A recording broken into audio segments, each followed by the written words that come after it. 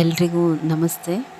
ಇಂದಿನ ವಿಡಿಯೋನಲ್ಲಿ ಆಷಾಢ ಶುಕ್ರವಾರದಲ್ಲಿ ತಾಯಿ ಲಕ್ಷ್ಮೀ ದೇವಿಯ ಪೂಜೆಯನ್ನು ಯಾವ ರೀತಿ ಮಾಡಬೇಕು ಅನ್ನೋಂಥದ್ದನ್ನು ಈ ವಿಡಿಯೋನಲ್ಲಿ ತಿಳಿಸ್ತೀನಿ. ನಮಗೆ ಸಾಮಾನ್ಯವಾಗಿ ಆಷಾಢದಲ್ಲಿ 4 ಶುಕ್ರವಾರ ಸಿಗುತ್ತೆ. ಅದರಲ್ಲಿ ನೀವು 3 ವಾರ ಪೂಜೆ ಮಾಡಿದ್ರೆ ಸಾಕು. ಶುಕ್ರವಾರದ ಹೊತ್ತು ಬೆಳಗ್ಗೆನೇ ಸ್ವಲ್ಪ ಆದಷ್ಟು ನೀವು ಯಾವುದೇ ಪೂಜೆನ 8ರಿಂದ 8:30 ಒಳಗಡೆ ಮುಗಿಸ್ಕೊಳ್ಳೋ ರೀತಿ ನೀವು ಸಿದ್ಧತೆ ಮಾಡ್ಕೋಬೇಕು. ನೆಲ ಮನೆಯೆಲ್ಲ ಒರೆಸ್ಕೊಡಿ.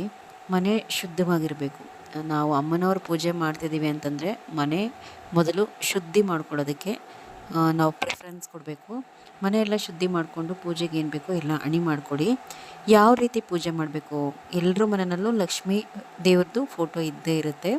ಆ ಫೋಟೋವನ್ನು ಒರೆಸಿ ಅವತ್ತಿನ ದಿನ 9 ಕುಂಕುಮ ಮತ್ತು 9 ಅರಿಶಿಣದ ಬೊಟ್ಟನ್ನು ಫೋಟೋಗಿಡಬೇಕು. ಸುವಾಸನಾ ಭರಿತ ಹೂಗಳಿಂದ ಅಲಂಕಾರ ಮಾಡಿ. ಅಮ್ಮನವ್ರಿಗೆ ಸ್ವಲ್ಪ ಘಮ್ಮಂತ ವಾಸನೆ ಬರುತ್ತಲ್ಲ, ಮಲ್ಲಿಗೆ ಹೂವು ಆ ಥರದ್ದು ಇಷ್ಟ. ಬೇಗ ಒಳ್ಳೆಯದಾಗಿ ನಾವು ಅಂದ್ಕೊಂಡಿದ್ದ ಕಾರ್ಯಗಳೆಲ್ಲ ನೆರವೇರಬೇಕು ಅಂತಂದರೆ ಅಮ್ಮನವ್ರಿಗೆ ಆವತ್ತಿನ ದಿನ ಸ್ವಲ್ಪ ಚೆನ್ನಾಗಿ ಸುವಾಸನೆ ಬರುವಂತಹ ಹೂಗಳಿಂದ ಅಲಂಕಾರ ಮಾಡಿ 18 ಎಳೆ ಗೆಜ್ಜೆ ವಸ್ತ್ರವನ್ನು ಫೋಟೋಗೆ ಹಾಕಬೇಕು. ಇದು ಫೋಟೋವನ್ನು ಸಿದ್ಧ ಮಾಡ್ಕೊಳ್ಳುವಂತಹ ವಿಧಾನ ಅವತ್ತಿಗೆ.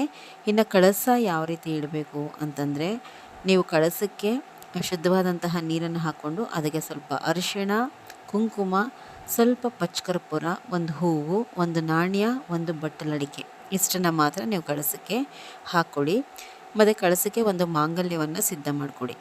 ಒಂದು 9 ಎಳೆ ಅರಿಶಿಣದ ದಾರ ಮಾಡಿಕೊಂಡು ಅರಿಶಿಣದ ಕೊಂಬಿನಿಂದ ಮಾಂಗಲ್ಯವನ್ನು ಮಾಡಿ ಹಾಕಬೇಕು. ಬರೀ ಕಳಸವನ್ನು ಇಡೋದಕ್ಕೆ ಹೋಗಬೇಡಿ. ಬಿಳೆದೆಲೆ ಮತ್ತು ಮಾವಿನ ಎಲೆಗಳಿಂದ ಇಟ್ಟು ಕಾಯನ್ನು ಇಟ್ಟು ಕಳಶ ಯಥಾ ಪ್ರಕಾರ ಸಿದ್ಧ ಮಾಡ್ಕೋಬೋದು. ಮುಖವಾಡ ಇದ್ದರೆ ಇಡೀ, ಇಲ್ಲ ಅಂತಂದ್ರೂ ತೊಂದರೆ ಇಲ್ಲ. ಕಳಶದ ಮುಂದೆ ಅವತ್ತಿನ ವಿಶೇಷ ಏನು ಅಂತಂದರೆ 2 ತುಪ್ಪದ ದೀಪವನ್ನು ಆ ಕಳಸದ ಮುಂದೆ ಹಚ್ಚಬೇಕು. ಮತ್ತು ಹಣ್ಣು ಕಾಯಿಗಳನ್ನ ಇಟ್ಟು ತಾಯಿಗೆ ಏನಾದರೂ ಪ್ರಿಯವಾದಂತಹ ಸಿಹಿ ನೈವೇದ್ಯ ಮಾಡಿ. ಅಮ್ಮನವ್ರಿಗೆ ಪ್ರಿಯವಾದಂಥದ್ದು ಅಂತಂದರೆ ಗೋಧಿ ನುಚ್ಚಿನಿಂದ ಮಾಡಿದಂತಹ ಪಾಯಸ, ಇಲ್ಲ ಅಂತಂದರೆ ಹಾಲು ಮತ್ತು ಶಾವಿಗೆ ಬೆರೆತಿರುವಂತಹ ಪಾಯಸ, ಇದು ಅಮ್ಮನವ್ರಿಗೆ ಪ್ರಿಯವಾದಂತಹ ನೈವೇದ್ಯ. ಇವೆರಡರಲ್ಲಿ ಯಾವುದಾದ್ರೂ ಒಂದನ್ನು ಮಾಡೋದಕ್ಕೆ ಪ್ರಯತ್ನ ಪಡಿ. ಮತ್ತು ಕಾಯಿಯನ್ನು ಇಡಿ ಕಳಿಸೋದು ಮುಂದೆ. ನಿಮಗೆ ಇರುವಂತಹ ಮನೆಯಲ್ಲಿರುವಂತಹ ಒಂದು 2-3 ಥರದ ಹಣ್ಣುಗಳನ್ನ ಇಟ್ಟು ಕಾಯಿಯನ್ನು ಒಡೆದು ಮಹಾಮಂಗಳಾರತಿಯನ್ನು ಮಾಡಿಕೊಡಿ. ಮಹಾಮಂಗಳಾರತಿಯನ್ನು ಮಾಡೋದಕ್ಕಿಂತ ಮುಂಚೆ 5 ಬತ್ತಿಗಳು, ತುಪ್ಪದ ಬತ್ತಿಗಳಿಂದ ನೆನೆಸಿ 5 ಬತ್ತಿಯ ಆರತಿಯನ್ನು ಮಾಡಿ. ಈ 3 ವಾರಗಳಲ್ಲಿ ನೀವೇನು ಆಷಾಢದ 3 ವಾರ ಪೂಜೆ ಮಾಡ್ತೀರಾ, ಅದರಲ್ಲಿ ಒಂದು ದಿನ ಅಮ್ಮನವ್ರಿಗೆ ಉಡಿ ತುಂಬಬೇಕು ಅಂತಂದರೆ ಮಡಿಲಕ್ಕಿ ಇಡಬೇಕು. ಏನು ಮಾಡಬೇಕು? ಅಕ್ಕಿ, ಖರ್ಜೂರ, ಅರಿಶಿಣ, ಕುಂಕುಮ ಮತ್ತು 2 ಎಲೆ, 4 ಅಡಿಕೆ, ಅದ್ರ ಮೇಲೆ ಸ್ವಲ್ಪ ಹೂವು, ಒಂದು ಬ್ಲೌಸ್ ಪೀಸು, ಬೆಲ್ಲ, ಕೊಬ್ಬರಿ, ಕಳಸ ಕರಡಿ ಸಾಮಾನು ಬರುತ್ತಲ್ಲ, ಇದೆಲ್ಲವನ್ನು ಇಟ್ಟು ಅಮ್ಮನವ್ರಿಗೆ ಉಡಿ ತುಂಬಿ ಈ ಇದು ಮಡಿಲಕ್ಕಿ ಸಾಮಾನೆಲ್ಲ ಏನು ಇಟ್ಟಿರ್ತೀವಿ ಇದನ್ನು ಅಮ್ಮನವರ ಸನ್ನಿಧಿಗೆ ತಗೊಂಡು ಹೋಗಿ ಕೊಟ್ಟು ಪೂಜೆ ಮಾಡಿಸ್ಕೊಂಡು ಬನ್ನಿ. ಕಳಸ ಇಟ್ಟಂತಹ ದಿನ ಮನೆಯಲ್ಲಿ ಯಾವ ಕಾರಣಕ್ಕೂ ನಾನ್ ವೆಜ್ ಮಾಡಬೇಡಿ ಮತ್ತು ತಿನ್ನಬೇಡಿ. ಅಮ್ಮನವರ ಸನ್ನಿಧಿಗೆ ಭೇಟಿ ಕೊಡಿ. ಕಳಶಕ್ಕೆ ನೀವು ಏನು ಹೂವೆಲ್ಲ ಹಾಕ್ಕೊಂಡು ಅಲಂಕಾರ ಮಾಡ್ತೀರಲ್ಲ, ಆ ಕಳಸಕ್ಕೆ ಒಂದು ಸ್ವಲ್ಪ ಚಿನ್ನದ ಒಡವೆ ಏನಾದರೂ ಇಟ್ಟು ಪೂಜೆ ಮಾಡುವಾಗ ಅಮ್ಮನವ್ರ ಎದುರುಗಡೆ ಸ್ವಲ್ಪ ಹಣ ಇಡಿ. ಮತ್ತು ಒಂದು ಬಟ್ಟಲಿನಲ್ಲಿ ಅಕ್ಕಿಯನ್ನು ಇಡಿ. ಏನಕ್ಕೆ ಅಕ್ಕಿ ಇಡ್ತೀವಿ ಅಂತಂದರೆ, ಮನೆಯಲ್ಲಿ ಧನ ಧಾನ್ಯದ ಕೊರತೆ ಆಗಬಾರ್ದು, ಧನಧಾನ್ಯ ಸಮೃದ್ಧಿ ಆಗಲಿ. ಹಣ ಇಡುವಂಥದ್ದು ಅಮ್ಮನವ್ರ ಮುಂದೆ ಆರ್ಥಿಕ ಅಭಿವೃದ್ಧಿ ಆಗಲಿ. ಚಿನ್ನದ ಒಡವೆನೂ ಅಷ್ಟೇ. ನೀವೇನೇನೆಲ್ಲ ಇಟ್ಟು ಪೂಜೆ ಮಾಡ್ತೀರಾ ಮತ್ತು ನೀವು ಹೇಗಿರ್ತೀರ ಪೂಜೆ ಮಾಡೋ ಸಂದರ್ಭದಲ್ಲಿ ಅದು ಅಭಿವೃದ್ಧಿ ಆಗ್ತಾ ಹೋಗುತ್ತೆ. ನೀವು ಅಷ್ಟೇ. ಆವತ್ತಿನ ದಿನ ಆದಷ್ಟು ಸ್ವಲ್ಪ ಹೊಸ ಸೀರೆ ಇದ್ದರೆ ಉಟ್ಕೊಳ್ಳಿ.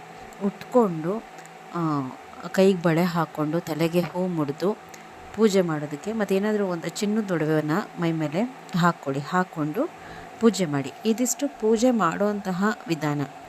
ಈ ಶುಕ್ರವಾರ ಪೂಜೆ ಮಾಡಿದ ದಿನ ಯಾವ ಕಾರಣಕ್ಕೂ ಕಳಶವನ್ನು ಕದಲಿಸೋದು ಬೇಡ. ಮಾರನೇ ದಿನವೂ ಸಹ ತೆಗೆಯೋದಕ್ಕೆ ಹೋಗಬಾರ್ದು. ಅದು ಮುಂದಿನ ಗುರುವಾರ ಅಂದರೆ ಈ ಶುಕ್ರವಾರ ನಾವು ಕಳಸ ಹೂಡಿದರೆ ನೆಕ್ಸ್ಟ್ ಗುರುವಾರದ ತನಕ ಆ ಕಳಸ ಹಾಗೇ ಇರಲಿ, ತೊಂದರೆ ಇಲ್ಲ. ಗುರುವಾರದ ದಿನ ರಾತ್ರಿ ಆ ಕಳಸನ ವಿಸರ್ಜನೆ ಮಾಡಿ. ಮತ್ತು ಶುಕ್ರವಾರ ಬೇರೆ ಕಳಸವನ್ನು ಹೂಡಿ. ಕಳಸಕ್ಕೆ ಇಟ್ಟ ಕಾಯಿಯಿಂದ ಕಡ್ಡಾಯವಾಗಿ ನಾವು ಸಿಹಿಯನ್ನೇ ಮಾಡಬೇಕು, ಬೇರೆ ಅಡುಗೆಗೆ ಬಳಸಬಾರ್ದು. 3 ವಾರಗಳಲ್ಲಿ 1 ವಾರ ಆದರೂ ನೀವು ಅರಿಶಿಣ ಕುಂಕುಮ ಕೊಟ್ಟು ಒಂದು 5 ಜನಕ್ಕೆ ಮನೆಯಲ್ಲಿ ಆಶೀರ್ವಾದ ಪಡೀರಿ. ಇದರಿಂದ ಮನೆ ಏಳಿಗೆ ಆಗುತ್ತೆ. ಪೂಜೆ ಮಾಡಿದ ದಿನ ಮನೆಯಲ್ಲಿ ಕಣ್ಣೀರು ಹಾಕೋದು, ಅವ್ರವ್ರ ಮನೆ ಸುದ್ದಿ ಮಾತಾಡೋದು, ಮಕ್ಕಳಿಗೆ ಹೊಡೆಯೋದು ಇದೆಲ್ಲವನ್ನು ಮಾಡಬೇಡಿ. ಒಳ್ಳೆ ಮಾತುಗಳನ್ನ ಮನೆಯಲ್ಲಿ ಆಡಿ ನಗ್ನಗ್ತಾ ಇರಿ. ಪೂಜೆ ಪುನಸ್ಕಾರ ಅಂತಂದ ತಕ್ಷಣ ಆಡಂಬರವಾಗಿ ಮಾಡಲೇಬೇಕು ಅಂತ ಏನಿಲ್ಲ. ನಮ್ಮ ಯಥಾಶಕ್ತಿ ಭಕ್ತಿಯಿಂದ ನೀವು ಪೂಜೆ ಮಾಡಿ. ಖಂಡಿತ ಮಾಡ್ತಾ ಮಾಡ್ತಾ ಎಲ್ಲದರಲ್ಲೂ ಒಳ್ಳೆಯದಾಗುತ್ತೆ. ನಂಬಿಕೆ ಶ್ರದ್ಧೆ ಇರಬೇಕು. ನಮಸ್ಕಾರ. ಎಲ್ಲರಿಗೂ ದೇವರು ಒಳ್ಳೇದು ಮಾಡಲಿ. ಆದಷ್ಟು ವಿಡಿಯೋನ ಶೇರ್ ಮಾಡಿ. ಸಬ್ಸ್ಕ್ರೈಬ್ ಮಾಡ್ಕೊಂಡಿಲ್ಲ ಅಂತಂದರೆ ಸಬ್ಸ್ಕ್ರೈಬ್ ಮಾಡಿಕೊಂಡು ನೋಡಿ. ನಿಮ್ಮ ಸಪೋರ್ಟ್ ಚಾನಲ್ ಮೇಲೆ ಹೀಗೆ ಇರಲಿ. ಇನ್ನು ಹೆಚ್ಚಿನ ಇನ್ಫಾರ್ಮೇಷನ್ಸ್ ಬರ್ತಾ ಹೋಗುತ್ತೆ. ಎಲ್ಲರಿಗೂ ಧನ್ಯವಾದ.